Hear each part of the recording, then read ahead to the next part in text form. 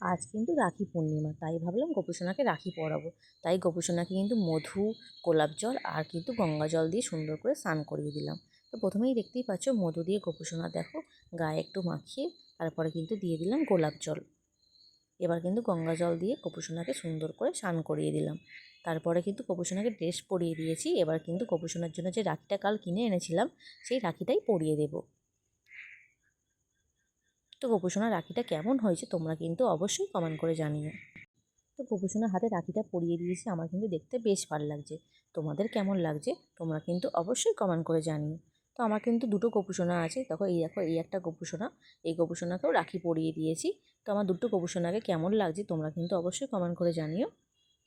তারপরে কিন্তু আমি ঠাকুর ঘরের পুজোটা কিন্তু কমপ্লিট করে নিয়েছি। এই দেখো আমার পুজোটা কমপ্লিট হয়ে গেছে।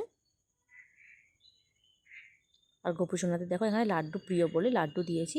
তো একটু প্রসাদ খাইয়ে দিলাম গোপুসোনাদের। তো ভিডিও কেমন লাগলো অবশ্যই জানিও। দেখা হচ্ছে নেক্সট শর্টসে। টাটা বন্ধুরা।